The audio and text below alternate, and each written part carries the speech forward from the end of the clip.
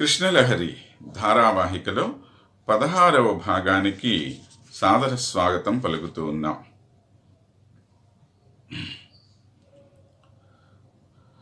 భువనమోహనాకారుడైనటువంటి శ్రీకృష్ణుణ్ణి ఎంత త్వరగా వీలైతే అంత త్వరగా మనం దర్శించుకోవాలి అనే తపన మన మనస్సుల్లో ఉండాలి.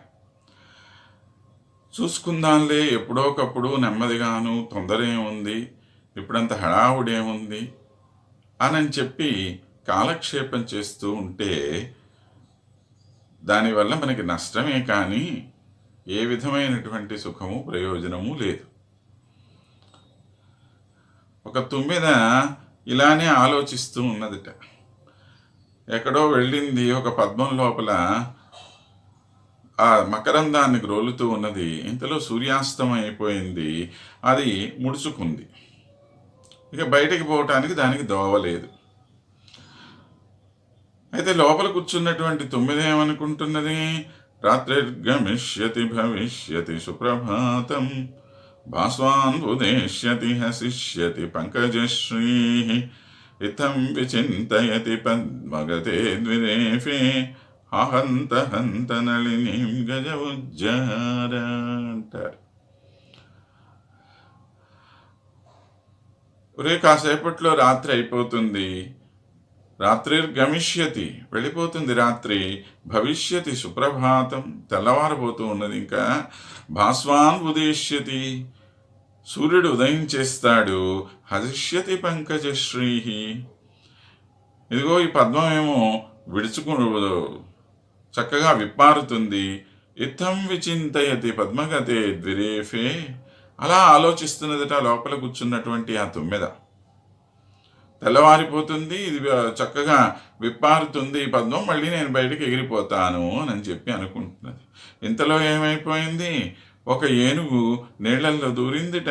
దూరి ఆ తామరతోడుతో సహా దాన్ని అట్లాగా పెకిలించి వేసి బయటికి విసిరేసి ఊరుకుంది. ఆ పొయ్యి కాళ్ళతో దాన్ని దొక్కి పడేసింది.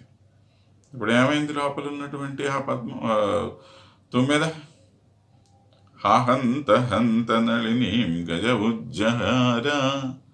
అలానే మన జీవితం కూడా ఎప్పుడో ఏదో జరుగుతుందిలే, అప్పుడు చూసుకుందాంలే, అప్పుడు మనం కృష్ణయ్య దగ్గరికి వెళదాంలే, అప్పుడు ఆయన్ని స్మరించుకుందాంలే అని అంటే ఈ లోపల మనం జీవితం తెల్లారుతుందా? ఆ గ్యారంటీ మనకు ఉన్నదా? లేదు కదా. కాబట్టి ఎంత తొందరగా వీలైతే అంత తొందరగా ఆ భువనమోహనాకారుణ్ణి దర్శించుకొని అత్యంత ఆనందాన్ని మనందరం కూడా పొందాలి అని చెప్పి మన లీలా శుక్రవారం మనకు చేస్తున్నటువంటి సందేశం. వ్యాకుల వ్రజకి భామ భోజన భూషణకి సుధి నహి తనకి నహి గంభార్ అని అంటున్నారు. ఎలాగ ఉండేవారు ఈ గోపికలు అంటే, వాళ్ళకి ఒంటి మీద ధ్యాస లేదు, తిండి మీద ధ్యాస లేదు, దేని మీద ఇది లేదు. వ్యాకుల వ్రజకి బాం భోజన భూషణకి సుధినహి, కాస్త అలంకారం చేసుకోవాలి, ఇది అది ఏమీ లేదు. వాళ్ళకున్నది ఒకటే ఒక కోరిక, నిత్యము వెళ్ళటము, ఆ కృష్ణుడిని ఎప్పుడెప్పుడు దర్శించుకుందామా, ఇది తప్ప మరొక కోరిక వాళ్ళ మనస్సులో లేనే లేదు. అలాంటి ప్రేమ కలిగినటువంటి వాళ్ళు కాబట్టి ఈ